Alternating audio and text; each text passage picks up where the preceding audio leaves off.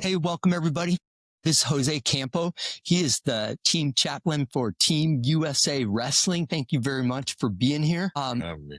Oh, it's such a pleasure. I know so many wrestlers. This is one thing that we struggle with as coaches when we get wrapped up into winning and losing and things like that. Yeah. So I'm super excited to hear your feedback and your experience. So Yeah. tell us a little bit about how you got into Team Chaplain. I mean, you spent an entire career teaching PE, Yeah. coaching wrestling. How did that kind of evolve for you? You know, I taught and coached for over 40 years, and I thought that I was just going to surf and golf in my retired years. And I was invited to share my testimony at the California State meet 3 years before I retired. So Carl Perry at the time was in charge of FCA wrestling and asked me what my plans were when I retired. And I really didn't have any plans except to try to get in shape. Yeah. And have fun. And he said, how about joining a sports ministry that we could deal with coaches and wrestlers? And I said no. Okay. And my wife and I drove home from Bakersfield, and we laughed. We didn't even say no. We said, heck no. Okay. Only because a part of the ministry, you had to fundraise. Uh-huh. And here I had fundraised for 40 years for my wrestling teams. Yeah. Now they wanted to fundraise for my travel and all my expenses and stuff like this. So for 3 years, I said no. Okay. And then we would go to church on Sunday, and I'd walk out and I'd ask my wife, what do you think the pastor was trying to say to us? And she said, I think he's telling you to go into ministry. So after I retired in 2016, I decided to go into ministry, where I looked at it more as a mentoring program. Uh-huh. That I had met so many young coaches that I knew that I had a lot of experience of coaching, and that I just wanted to use the gifts and talents that God had given me. And since he made such an impact on my life, that I wanted to help coaches and wrestlers. That's awesome. Now, I know one of your goals, I think, when you first started this was to be in every single wrestling room in San Diego. Did you meet that goal? It was so funny. I went to Wrestling Mart when I started the ministry to try to find people who would support what I did. And so I went to Wrestling Mart and to see if they would be one of my sponsors to help me. Uh-huh. And they told me that I wouldn't be allowed in any wrestling rooms. And I took that as a challenge. All right. So in the first year, I went into 75 different wrestling rooms, and then I walked in, and of course the coaches would look at me weird at first, asking what I was doing there. And I would say, I'm just here to help you, coach. My dad was a wrestling coach. So I grew up my whole life. I was always around coaches. So like I said, I felt that I had a lot of experience doing that most wrestling high school coaches don't have anyone to talk to. Yeah. That was kind of your mentor part that you were thinking, right? Right. That I would go into some of these small schools, and young coaches, and I would just go and say, how can I help you? Yeah.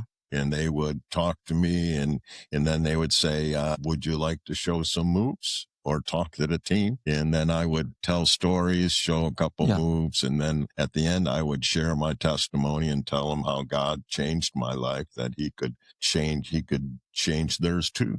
So it grew into a mentor program. Now I have 250 college and high school coaches in my mentoring program. I have over 200 wrestlers that I encourage. When people ask me what I do, I say I try to encourage people. Yeah. So I'll send them devotions, scriptures, but just encouragement, because I know that coaching wrestling is very, very hard. Yeah. And that coaches need encouragement. So that's how it all started. That's so amazing how it just kind of went from, hey, I'm going to surf and golf, to like now I have 200 high school and college, and absolutely impressive. At what point did it become less about like San Diego and California, and then the big leap to Team USA. And I know you were with Fresno State and Cal Baptist and other colleges. Was it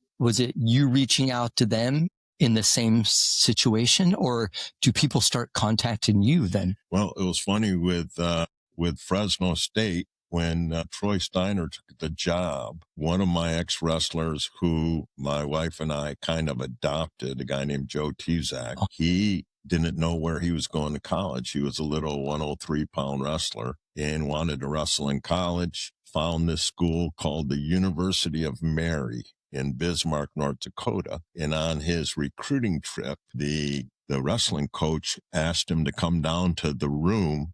And when he walked in, there was Troy and Terry Steiner, who grew up in Bismarck, and they were drilling. So he said he made my boy go out and wrestle with those guys. Here they were both national champs from Iowa. And Joe came back and said, I'm going to go to Mary. And then, unfortunately, the year after, Joe was a student teacher at our school, wanted to teach and coach at our school. And our principal said he wasn't good enough to teach at our school. And that was heartbreaking. I couldn't believe it. So Joe went back and got his master's degree, and then unfortunately was involved in a freak accident where he got paralyzed. So when Troy took the job, there I was wondering, what team can I maybe help out? So I drove all the way up to Fresno and walked into Troy's room and told him the story, how he had an impact on Joe's life. And at that day, Troy asked, hey, would I be a part of the program, be their chaplain? So can you imagine I would drive up to Fresno for their dual meets, travel with them, things like that. Then they get their program dropped.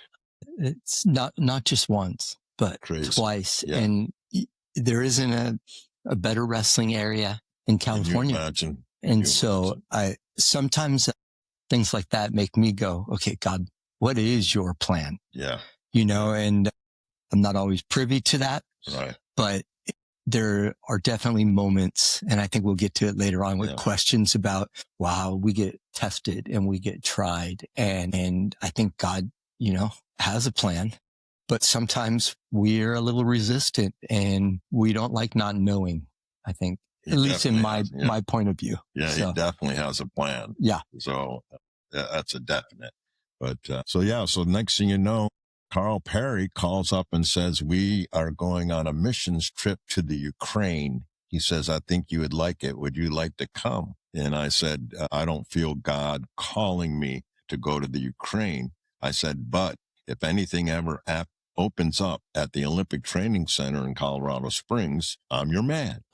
So Carl called up a couple months later and said, USA Wrestling is coming to Oceanside, to Camp Pendleton, and they're having a 2-week training camp. Would you like to be the chaplain for the camp? And I said, I would love it. So I go over to Camp Pendleton now, and I had never did a Bible study before, and to be around these great wrestlers. And this was a time when, we had Jordan Burroughs, Kyle Snyder, David Taylor. These are So I go there, and then I knew what all the coaches needed. I mean, in fact, they didn't have mat tape. So I said to them, hey, do you need some mat tape? And they say, yeah. So I go to Poway's room. I buy 10 rolls of mat tape from John and go back the next day. And then I'm washing the mats. I'm doing all the things that us high school coaches had to do. So I knew what the coaches were going through. I knew a little bit about what the wrestlers were going through. And so I hit it off with all the guys. All the coaches. And next thing you know, they invite me to a training camp back at the training center and invite me to the World Championships. And now all of a sudden I feel, boy, here's my purpose right here, to encourage, to help out the coaches any way I can. And I've been doing that for 9 years now. So it's just amazing. So you call your job title encourager, both coaches and that. There's something unique about wrestling. That's the toughness and the mindset and the individuality of being on a mat by yourself. Do you think that's why faith and wrestling, it just seems to go together. And I don't know if it's an inverse relationship or a parallel relationship, but how would you describe that in what you've experienced dealing with world-class athletes or just our normal high school students? Yeah. And just in such a tough sport of wrestling. Yeah, I feel that there's a similarity between being a successful wrestler and a strong Christian, right? The greatest wrestlers, they live disciplined, obedient lifestyles. And if you could see how they live, what they eat, how they train, how they recover, just very, very disciplined. And this is what I feel God wants us to do. God wants us to be disciplined, to wake up and read the Bible when you don't feel like it. And he wants us to be obedient, that he's going to tell us what we should do. So I think they're very, very similar, and that makes it easier for me to relate a little bit. Yeah. Because I never reached the levels that these wrestlers do. But I found that even the greatest ones need encouragement. Yeah. Do you feel like there's been any resistance from athletes or coaches along the way? Or is it just quiet and some people are all hands on deck and some are like, hey, go do your thing? I've never had any kind of resistance. I'm very lucky that Rich Bender, the president of USA Wrestling, strong Christian. In fact, he was the one that challenged Carl Perry to find a chaplain. Okay. They said, pro football teams have chaplains. All these other teams have chaplains. We want to find a chaplain.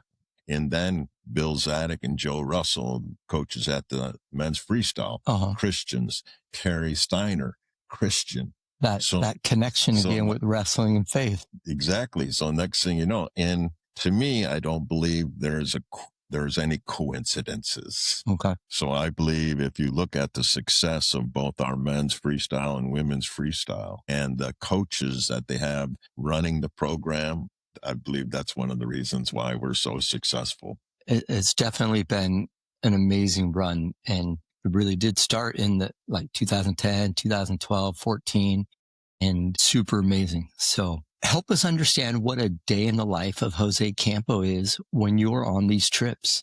You talked about, hey, I'll get mat tape, I'll clean. I feel like I'm talking to Stephen Neal again. So here's a world champ, and what do I see him do in the Poway room every day? Mop mats. And but really, do you have a set kind of thing on these trips, or walk us through what a day in the life is when you're at a world championship or the world team trials or something like that? Well, Stephen Neal is a servant, and that's what I try to be. I try to be a servant. If you would first see how well prepared Team USA is when they go to a championship, you would be very, very proud, because we come in with strength coach, masseuse, chiropractors. We have nutritionists go beforehand to make sure the food that their team is going to eat. So we go in there really, really prepared. So they have, the hard part is we have acclimation camp. So we show up early. We're the first country at any kind of competition. So we go there, and then of course, guys getting their weight down. So I'm in the sauna. I'm at every workout as they get their weight down. So a normal day when we go to those places, I'm up at 5:30 or 6, because I always start my day reading God's word and hearing from him. And many times he tells me what he wants me to do. And then we'll have a breakfast. It's amazing that the cutting weight and things like that we used to do back in the day, their nutrition is so unbelievable. So after a short breakfast, we'll make sure we'll go to the warm-up room, and I'm just there sometimes they're in really hot rooms, so I'll have a couple towels over my shoulder, and I will wipe up the sweat on the mat so they don't slip and fall. Yeah. Or I'll be getting water. We're blessed to have water, but you go to these countries and you can't drink the water. You have to have bottled water. Can't eat the lettuce. You can't. So I'm doing whatever I can in the room, giving massages sometimes after a practice or stretching them out. Then we'll go to a lunch, and guys, they all have like individual plans, like in high school or school where you have an IEP individual plan.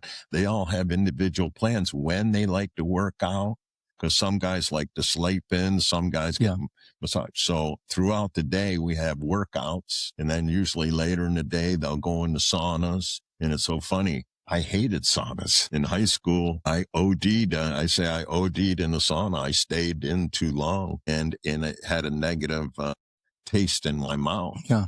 But then when I went to the Olympic Training Center, all these guys were going in saunas every day. And there's a lot of ministry that could be done in the sauna. Okay. So next thing you know, at LA Fitness, I would have to go in and get used to going back into the sauna. So I'll spend time in the saunas, and then eating meals individually with people. But then at night, we always have a team meeting. And then after the team meeting, we'll have a Bible study. Okay. And it's amazing what God is doing in the sport of wrestling, because now 80% of the wrestlers on our trips are Christians. Okay. 90% of the coaches are all Christians. So the numbers of the first Bible study I had back at that camp in Camp Pendleton, we had 6 guys come. Okay. Now we have 35 to 40. The trainers, the doctors. So it's just an amazing thing what God is doing in our sport. So that's basically my day. The hard part is that I haven't learned how to sleep on an airplane. So, it's tough for me too. It'll be a 14-hour flight to Kazakhstan, to the different places we go. And then it's hard because you want to take a nap before you get in, but then you won't be able to sleep. So it takes me 3 days to get acclimated to my sleep and stuff like that. But it's not sightseeing. When I go to these tournaments, there's no time for sightseeing. Yeah. And then when the competition starts, it's just doing whatever I can to help the wrestlers and the coaches. So I'm in the warm-up room the whole day of a tournament and just praying for the guys, even the non-Christians. I all ask them, hey, can I pray for you? I haven't never had one person say no. So praying for all, and it's just a great way to spend your retired years. Hey, I don't know if it's retirement. I think it's just another passion and calling and stuff like that. So pretty amazing. Can you share like a time that you saw somebody's faith really like change as an athlete? Like, I'm sure that with your experience and your dedication, you get close to these athletes. And what's something that sticks out for you as a moment where you're like, this is why I do this? When I go to I'm a wrestling fanatic, so I've followed all these guys throughout their college career and try to know as much about them as possible. So when I go to a training camp, of course, there'll be guys that aren't believers there. Yeah. But I try to build relationship with them first. I don't walk in and say, you need Jesus in your life. I don't do that. Yeah. I build a relationship with them. So I go in first camp, and there's Kyle Dake, right? And Kyle here was a 4-time NCAA champ, Cornell graduate, and but he wasn't a believer. Mm-hmm. So I thought to myself, what can I do to build a relationship with him? Well, I knew Kyle's dad was his coach. My dad was my coach. Okay. So I go in and say, Kyle, what was it like having your dad as a coach? And we were both born in upstate New York. Yeah. So he would tell me, and then right away I had a in that I could talk to him all about. And I'll never forget, because he would never come to a Bible study or anything like this. He asked, and he's very particular with his nutrition. So there was a restaurant in downtown Colorado Springs that he liked to eat at. So he said, Jose, and they give me a van. So if they want to get off the complex at the OTC, I have to drive them. You're the Uber. That's right. So he said, Jose, will you take me to lunch downtown? I go, yeah, perfect. And I knew Kyle's wife was pregnant with their baby. So before we ate, he said, Kyle, is it okay if I say a prayer before we eat? And I've never heard anyone say no. So next thing you know, I'm praying for his wife's pregnancy and things like this. So anyways, Kyle, years go up, 5-6 years go on, and all of a sudden, right before the Olympic trials, Kyle calls me up and says, Jose, my dad just died. Will you come to New York and do his funeral? Wow. So one of the hard parts about my job. Yeah. So I said, of course. So I fly back to Ithaca, New York, and do the ceremony, which was very hard. Mm-hmm. But I found out through all of his dad's friends that his dad was a believer in the last year of his life. Okay. So next thing you know, when I heard that, of course, funerals are very hard to do. I try to make it, make people laugh and things like this. But then at the end, I bring the heat and talk to them about Jesus, about going to heaven. So anyway, so that brought us closer. And then at the non-Olympic World Championships, they have worlds for the 4 weights that are not in the Olympic. He wasn't in it, but David Taylor was. Okay. So in the morning, I get a phone call. I look at my phone and there's Kyle Dake calling from New York. He said, Jose, my son is very, very sick and the doctors don't know what's wrong with him. And Kyle didn't go to the normal kind of doctors. So he said, I went to 4 different doctors and the last doctor looked at me and said, Kyle, you need Jesus. Wow. So Kyle says, I'm calling up and thanking you for never giving up on me, for always praying for me. And now my wife and I are going to church and going to learn about this man named Jesus. That's so amazing. Next thing you know, Kyle is running Bible studies at Penn State, right? His life has changed and now he's an outspoken Christian. So that was just one of the many stories of what God is doing. Chance Marsteller. Very tough. Like he's got a story, like amazing story. I don't know if amazing is the right word, like crazy story. Yeah. Right. Wrecked 2 cars in one night. And now God has changed his life and now he's doing Bible studies at his club. I love how you plant the seed and you show humility and grace by being a servant. And I feel like, number one, that's probably how we all should live. But I also feel like that's probably one of the most effective ways to minister, because then people are like, I want what you have, that peace, that servant attitude. And it sounds like with Kyle, it definitely didn't happen overnight, but that didn't change how you treated Kyle. Right.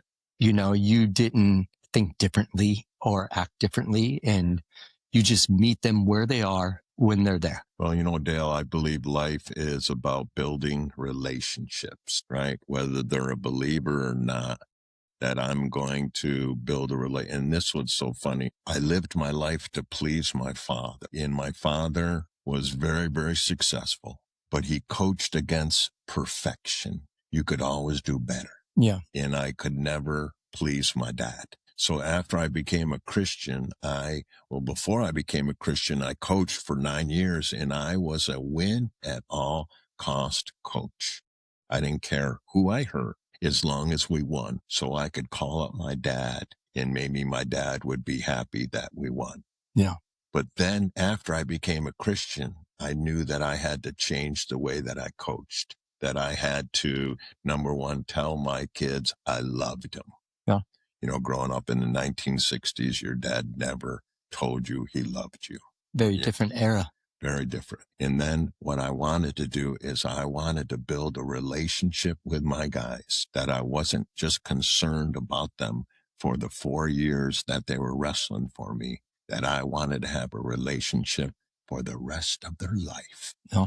And I understand that there's more important things in life than getting your hand raised. I think when I hear from some of the best coaches, Wayne Brandsetter that you coached against and you're good friends with, or people like that, like I see this cycle, that competitive desire when we're young, and I know that I experience it, takes over. And then somewhere along the line, hopefully we understand the bigger picture and what the goal is and what the purpose is. And so I would kind of take me to the next question. Some of the athletes all of the athletes you deal with, are not used to losing. They are Kyle Dake, 4-time national champ, David Taylor, Kyle Snyder. Like these individuals are amazing on the mat, but eventually they lose.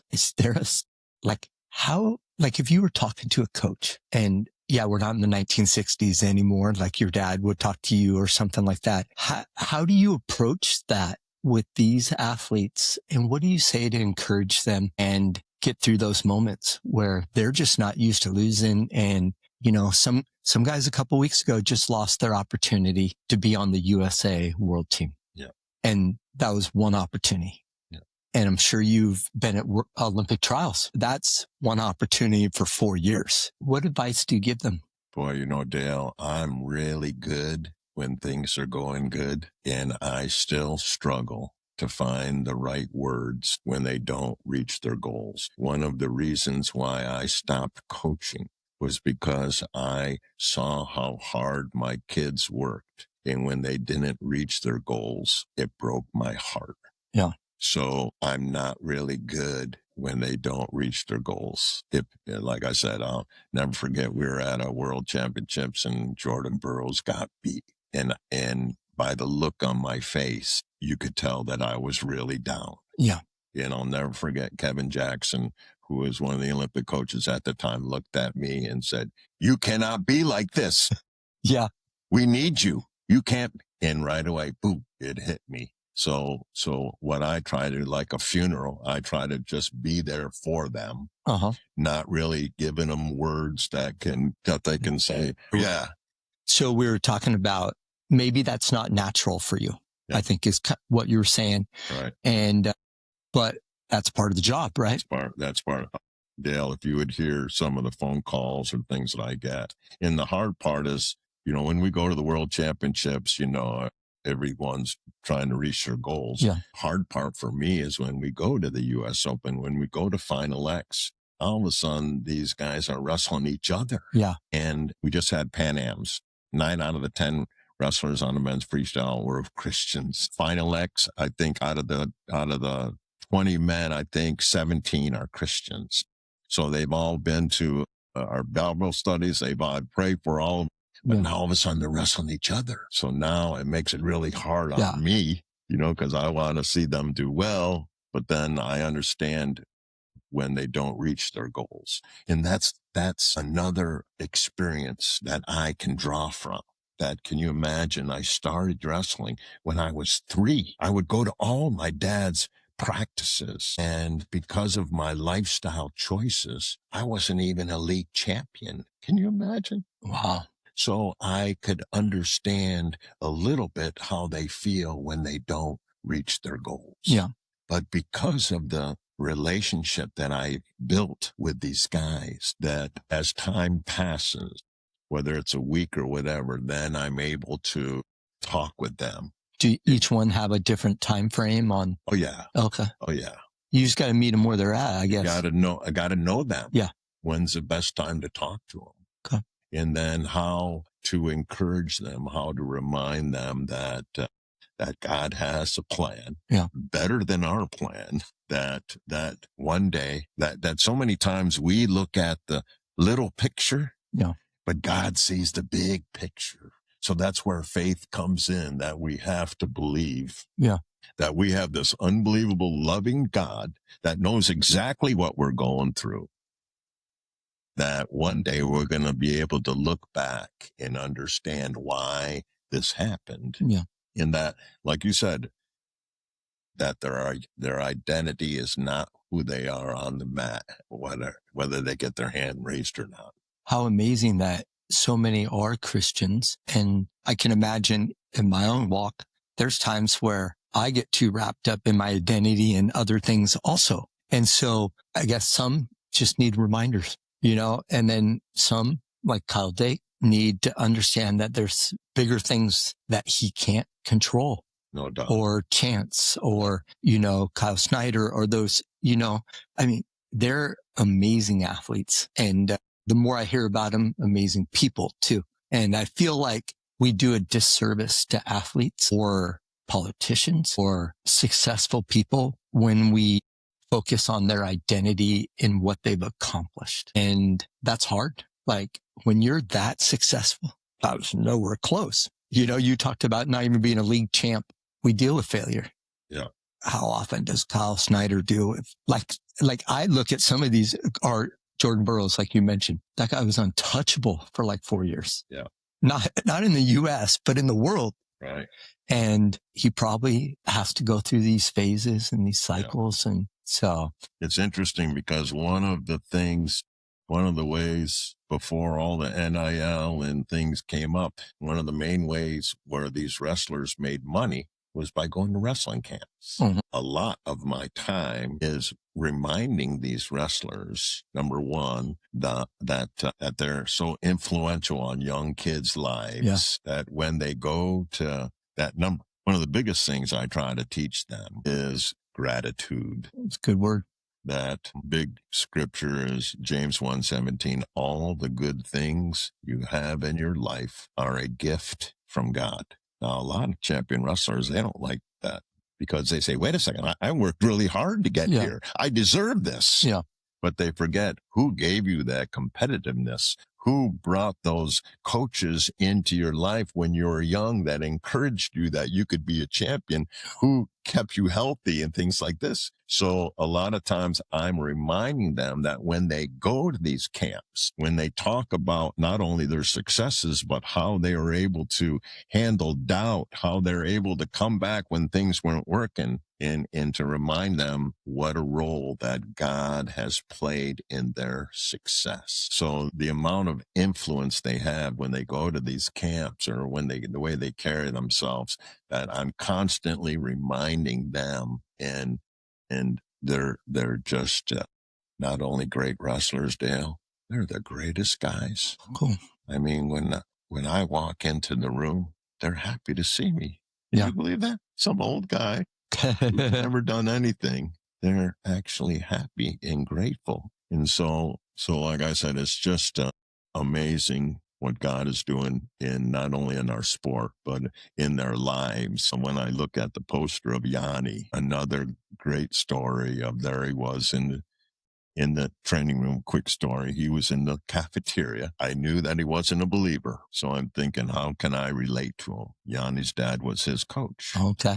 So I said, Yanni, what was it like having your dad as your coach? He said, Jose, my dad had one goal of practice every day: make me cry. Wow. I said, what was it like having a dad that made you cry? He said, at the end, he would hug me and tell me he loved me and that it was going to all work out. I go, really?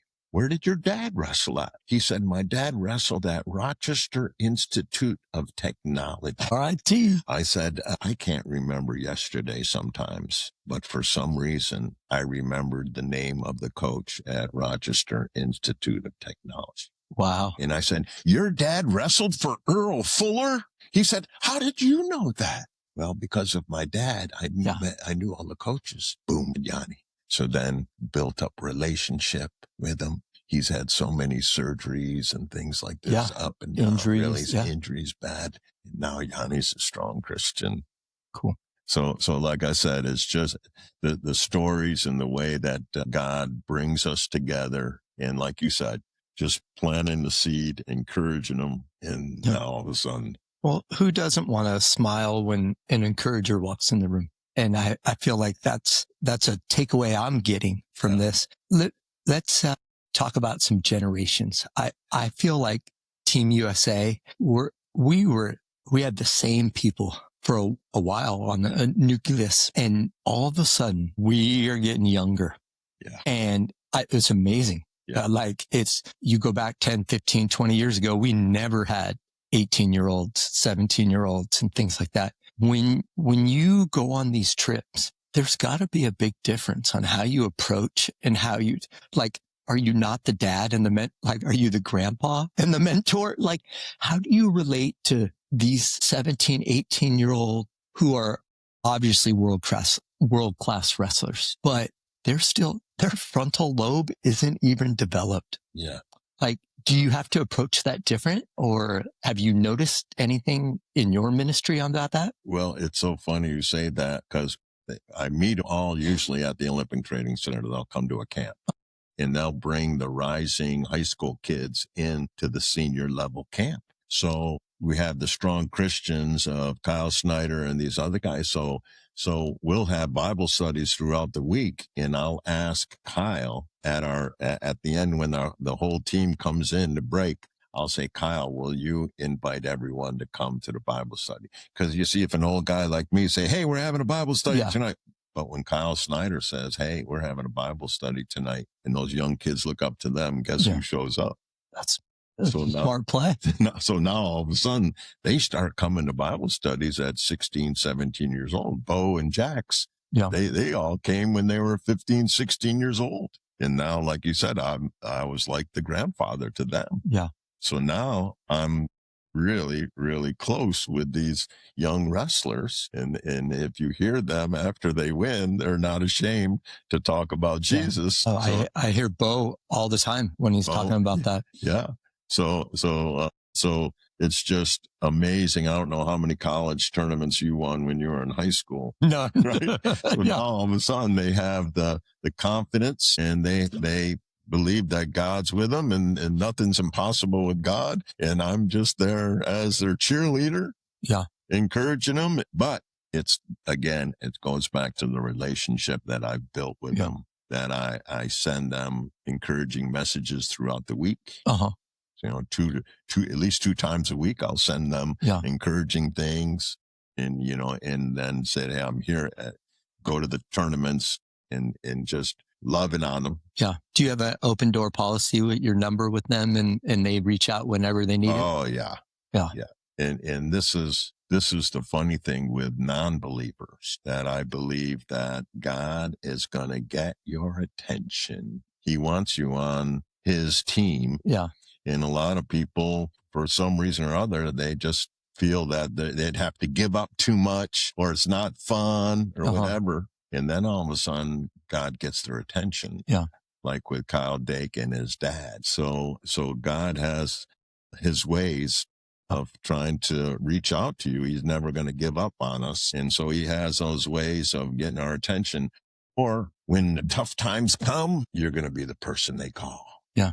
And you probably get those calls from the coaches. Yeah. Hey, my daughter tried to commit suicide last week. Oh, wow. Or my wife just got diagnosed with breast cancer. Or another coach, they just took one of my testicles and sent it to the cancer ward. Will you please pray for me? So there are some really hurting people out there. Yeah. And I'm grateful that they all know that I'm in training to be a prayer warrior. Yeah.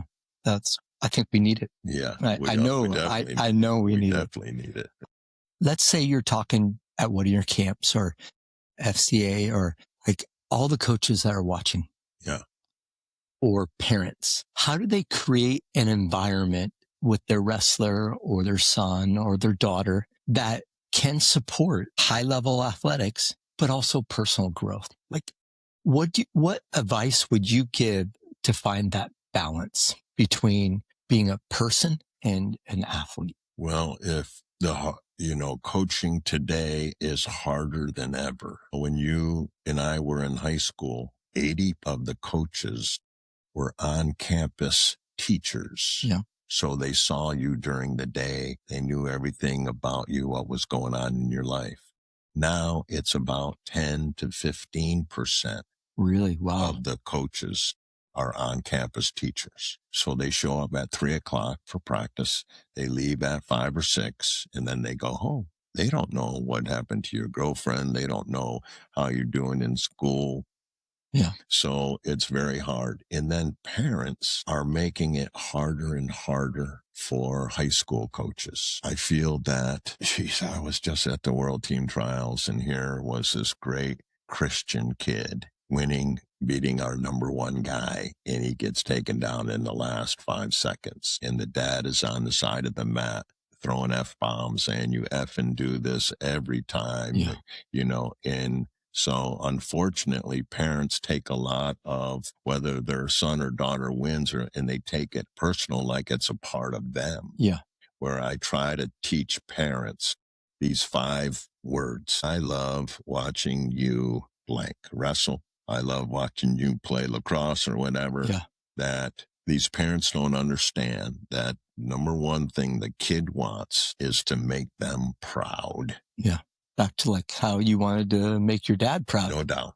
No doubt. So if parents could not worry as much about whether they get their hand raised or not, that they're a part of a sport that is extremely hard. There's no hard. And I played all of my dad coached football. I had to play football. I played lacrosse. I did everything. And as we all know, there's nothing like wrestling. Very unique, very difficult. So if you don't have the support and encouragement of your parents, kid's going to quit. Yeah. And then he's going to have a negative taste in his mouth about the sport, even though, it is preparing them for the future. Yeah. But the kids quit. So as parents, they need to they forget. And the coaches sometimes forget also how hard our sport is. And not everybody wins all the time. I use that same phrase with Caden. My last word was compete. Yeah. And I love watching you compete. Yeah. Sometimes you get your hand raised. Yeah. Sometimes I pick up your headgear afterwards and you're upset. Yeah. But as a parent, it's hard. Very hard. Or as a chaplain, a similar role. You're watching your family put it all on the line. And sometimes it doesn't work out. Yeah. And you can't do anything about it. And mom and dad, and however much coaches think they can, yelling from the corner, at some point, the destiny is going to take over. Yeah.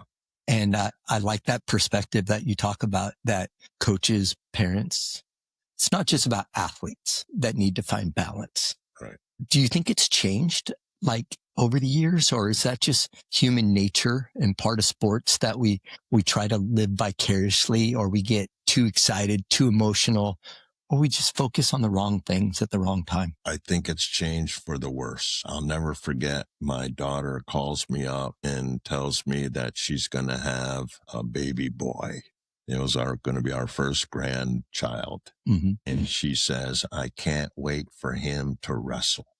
Wow. I'm at the US Open in Vegas, and here they had 25 mats for all the young kids. And I walk in the room, and there's a father letting his 6 or 7-year-old kid have it. And the boy's crying. And I call my daughter up and says, does he have to wrestle? Can he play basketball or volleyball or something like this? She goes, why? I says, because I walk in and here's a poor boy crying because of his dad's yelling at him. Yeah. My daughter said, he won't cry. I go, oh, yes. Yeah. We all cry, right? Why? Because we want to please especially our dads. We want to please our dads. So when they know you love them, that's what I talk about. Life is about relationships. Yeah. When they know you love them. Yeah. Now, like you said, we got to compete. Yeah. We got to teach them how to be competitive. Yeah. How to work towards a goal, how to work hard, how to suffer. When I would tell my dad how we did, he would always say, well, how did Poway do? Yeah. And I said, well, they won, Dad. And then, he would be mad. And one time I said, Dad, we trained twice a day for 8 months. And we did things that my dad never did. I mean, we ran stadiums. We run like crazy. We were lifting like crazy. And I said, Dad, we trained twice a day for 8 months. If we can't beat them after that, that's the way it goes. Yeah. My father said, with that attitude, you should get out of coaching. Wow. See, but I knew that I had built this loving relationship with these guys, that even the kids that never started now 20, 30 years ago, they all call me up on Father's Day. Oh. Hey, Coach, I'm thinking about you. Hey, Coach, I just had a baby boy. Hey, Coach, my dad just died. Have a relationship, right? Yeah. Oh, no. They don't call up people that they don't have a relationship with. And that's what's changed, Dale. When you were in high school, the coaches were the most influential people in your life. Absolutely. It used to be dads. It's not like that anymore. Can you imagine dad? Nowadays, a dad sees his kid maybe 8 to 10 minutes in the day. As coaches, we're at least around them 2.5 hours during practice. If you're a teacher, it's even longer. Yeah. So the high school wrestling coach, in my opinion, is the most influential person in a kid's life. The high school coach. Because when they get to college, it's all business. Yeah. You don't win, you're out. You're hurt, you're out. Yeah. But see, at that high school coach who does everything in their life that encourages them, teaches them, does this and that, right? That, and then, like I said, with so many fewer on-campus coaches, it makes it harder and harder. I couldn't be more well said. I feel like one of the things I learned at an FCA camp was coaches, other than your parents, are the single greatest role model a young person can have. Yeah. And like you talked about when you speak with these elite wrestlers and they go to camps, that you constantly remind them someone's watching, someone's listening. And you don't know when that dad's going to turn around at the county tournament and go, it's because of you. And I think that is cool. Yeah. But it comes with an incredible amount of responsibility. Yeah. And I feel like that's something that I took for granted, like having Coach Brandsetter and people in my life that they wanted to win. Sure. But it didn't matter. Yeah. In the end. And I feel like you have created that legacy with your Christmas and how many athletes come back. And I think about last year, maybe a year and a half ago, I remember his name now. He's a nurse for Sharp. And I'm in there like in urgent care. And he's like, you're a wrestler. Well, hold on. You're a coach. My coach. He's awesome. And I'm like, let me guess, Jose Campo. Yeah, Tyrone Figueroa. Yeah. And like our world is small.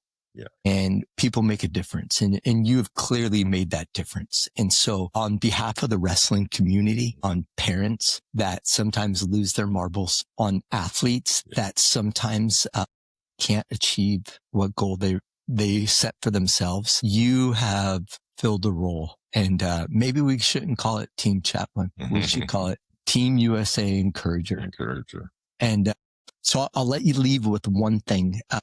We talked about parents. And ironically, one of them in my vast experience of 2 months of posting online, that's it. The one that got the most comments was, how do parents react and talk after a match with their athlete? And you hit on these things. And sometimes parents they just need to be checked and understand that let's have that relationship. But let's focus on wrestlers now. Yeah. What would you say to whether they're Jordan Burroughs or Kyle Dake or Snyder or a kid at Mount Carmel, Mira Mesa, like whatever high school throughout the United States that's getting into wrestling, what's your best world advice? For kids joining wrestling? Yeah. Or for everyone? Yeah. I feel like wrestling is a vehicle. Yeah. And some kids choose a different vehicle. Yeah. And I'm okay with that. Yeah. But yeah, let's focus on wrestlers. When they get discouraged, when they lose hope, when they get too big for their britches, what does Team Encourager say? Number one, I want them to, God loves them. Growing up, I thought God was like a cop, that he was writing down all the bad things that I was doing and just keeping a record. So when I didn't win those big matches, even though I would say my prayers before, I thought God was mad at me. And so if people really understood how much God loves them, they would change the way they lived their life. Number two, you hear about people talk about God all the time, but they don't talk about the enemy, and they don't understand that the enemy has a plan also, that he wants to destroy their dreams and divide their team. And just like we scout out our opponents, people do not understand the strategy of the enemy. The enemy knows that if you get close to God, great things are going to happen. So he does not want that. So he's going to fill people